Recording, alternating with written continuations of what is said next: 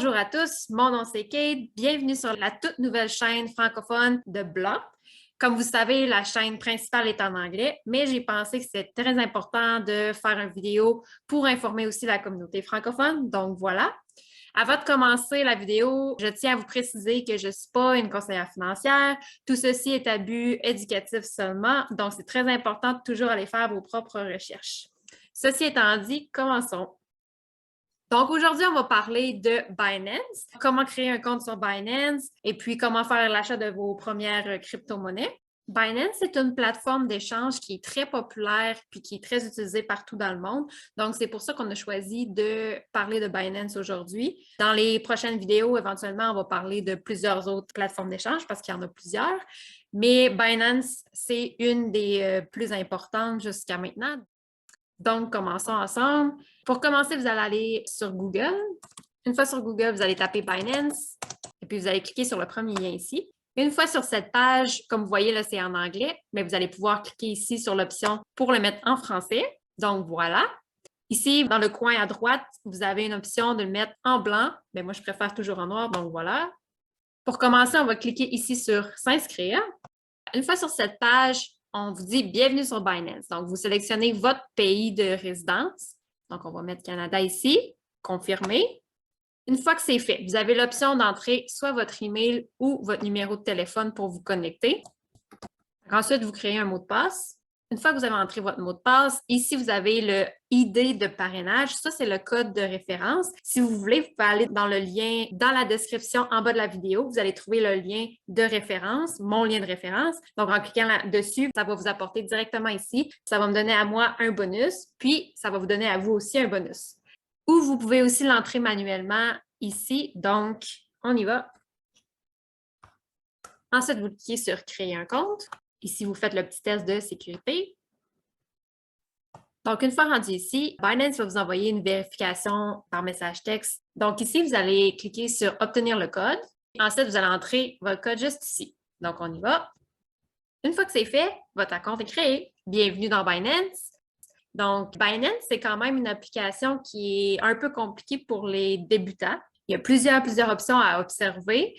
Vu que c'est la première vidéo aujourd'hui, on va y aller plus simple. On va seulement regarder les options pour comment acheter vos premières cryptos, comment transférer l'argent de votre banque jusqu'à l'application Binance, puis ensuite acheter vos premiers Bitcoin, Ethereum.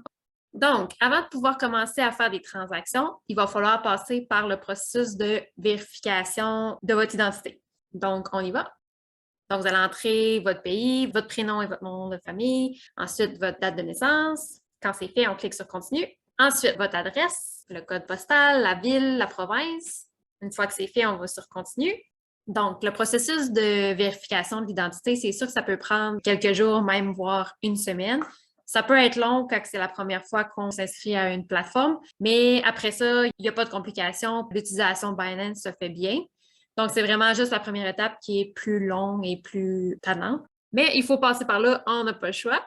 Binance, c'est une plateforme qui est régularisée puis centralisée. Ça veut dire qu'ils doivent se soumettre à certaines réglementations du gouvernement. OK, comme moi, j'avais déjà mon compte qui était créé, le processus de vérification d'identité est déjà fait depuis longtemps, donc c'est déjà approuvé. On va pouvoir passer à la prochaine étape qui est acheter vos premières cryptos. Donc, vous allez cliquer ici sur achat des cryptos. Là, vous allez voir, vous avez plusieurs options. Première option, vous pouvez acheter par carte de crédit ou carte de débit. Ensuite, il y a le trading P2P qu'on appelle. Ça, c'est de personne à personne directement. Donc, il n'y a pas de tierce partie qui interagit entre les deux. C'est directement de personne à personne, mais par l'entremise de Binance. Vous avez aussi l'option des achats récurrents que vous pouvez programmer pour acheter régulièrement des cryptos par carte. Donc, vous programmez ça, par exemple, à chaque semaine, vous voulez mettre un certain montant, puis ça va se faire automatiquement. Il y a aussi les paiements tierces. Ça, ces options-là peuvent changer d'après le pays dans lequel votre identité est enregistrée. Dans certains autres pays, il n'y aura pas toutes les mêmes options. Donc, généralement, on y va par carte de crédit ou de débit, ce qui est un peu plus commun. Sur cette page-là, vous voyez ici « Acheter et vendre ». Donc, on va cliquer ici pour mettre le montant que vous voulez mettre. Par exemple, 50 $ canadiens. Ici, si vous cliquez, vous pouvez mettre US. Bon, il y a tout ici. Ensuite, ici, vous allez mettre ce que vous voulez acheter. Là, BTC, c'est pour Bitcoin. Et si vous cliquez ici, vous allez voir qu'il y a toutes les autres coins que vous pouvez avoir, donc Ethereum, XRP, BNB, DOT, ADA. Donc, disons qu'on choisit Bitcoin. On va cliquer ici.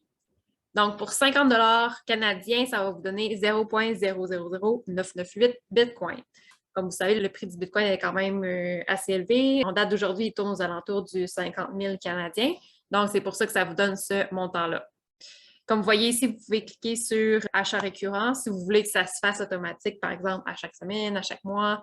Donc, c'est vous pouvez programmer ça ici. Mais pour la vidéo aujourd'hui, on va y aller plus simple. On va y aller comme ça. Quand c'est fait, vous cliquez sur continuer. Bon, ici, vous avez une petite mise à niveau à faire pour vos services fiat. Fiat, c'est la devise des pays. Vous cliquez sur commencer maintenant.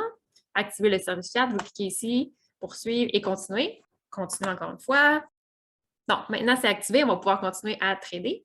Donc, ici, vous allez choisir votre méthode de paiement. Donc, vous allez cliquer sur Ajouter une nouvelle carte.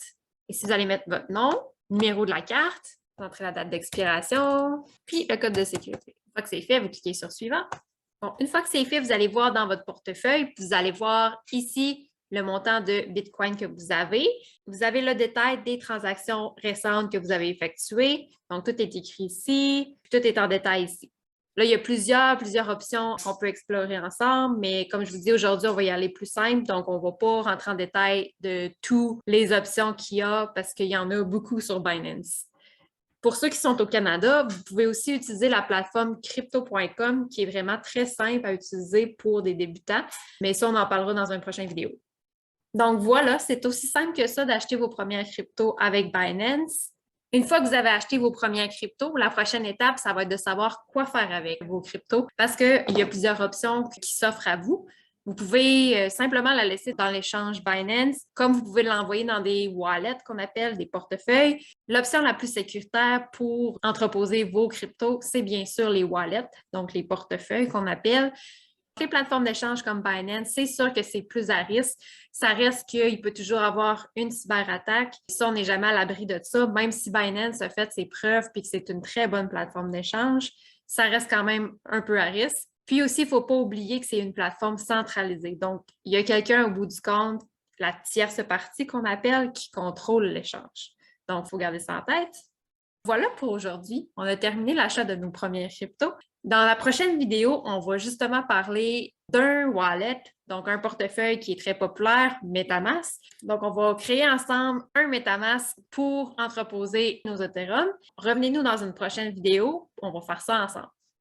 Donc, c'est tout pour aujourd'hui. Merci beaucoup d'avoir regardé ma vidéo. N'oubliez pas de vous abonner si jamais ce n'est pas encore fait. Mettez un like sur la vidéo si vous avez aimé. Donnez-moi votre avis dans les commentaires. Posez-moi des questions, ça va me faire plaisir d'y répondre. Ça va aussi m'aider à m'améliorer. Donc, on se voit dans la prochaine vidéo. Ciao!